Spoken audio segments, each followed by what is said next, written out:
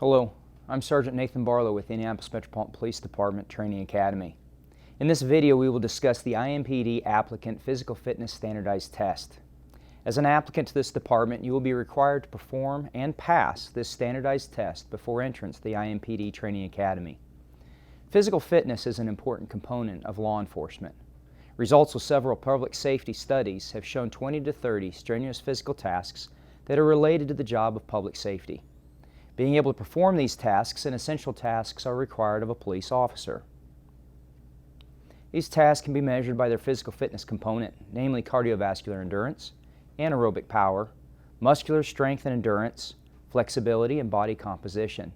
There is ample data documenting these physical fitness components as the underlying and predictive factors for performing such tasks as sustained pursuit, sprints, dodging, lifting and carrying, dragging, pulling and pushing, jumping and vaulting, crawling, and most importantly, use of force. At IMPD, applicant physical fitness is measured with a standard physical fitness test consisting of 5 components. These components are the vertical jump, which is a measure of explosive power based upon muscular strength, sit-ups, which measure the muscular endurance of the abdominal muscles, the 300-meter run, which is a measure of anaerobic power, push-ups, which measure the muscular endurance of the upper body, and the mile-and-a-half run, which is a measurement of cardiovascular endurance. You will be tested in these components in this order.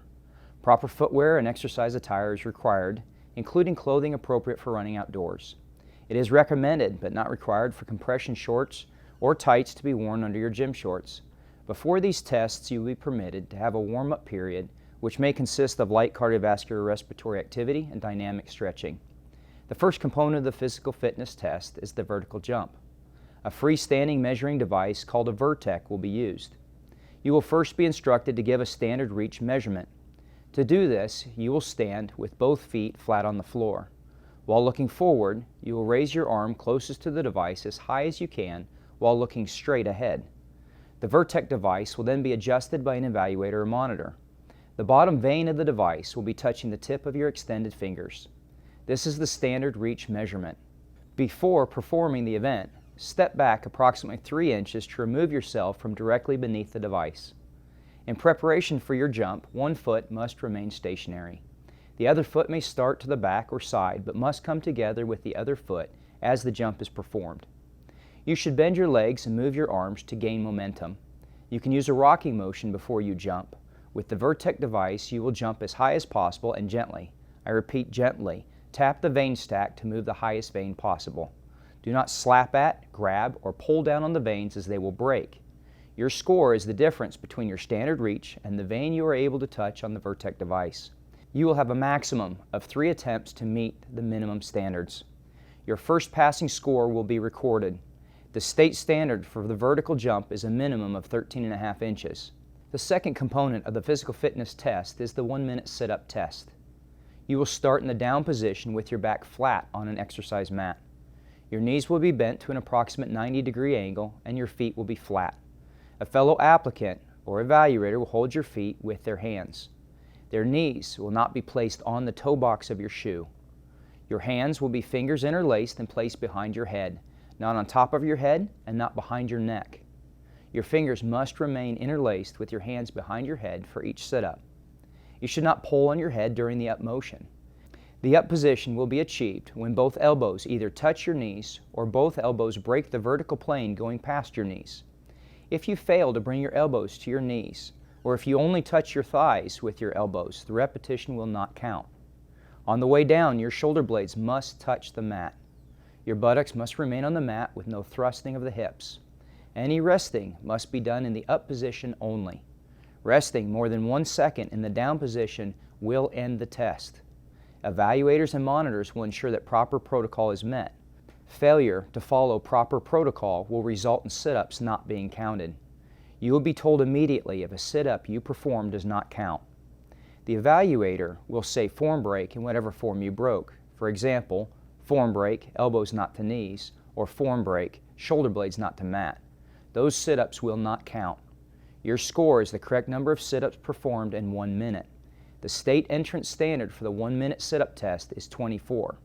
The third component of the physical fitness test is the 300-meter run. This will be performed on a flat oval track. Upon the start command, you will run 300 meters, or roughly 3/4 of one lap, at a maximum level of effort.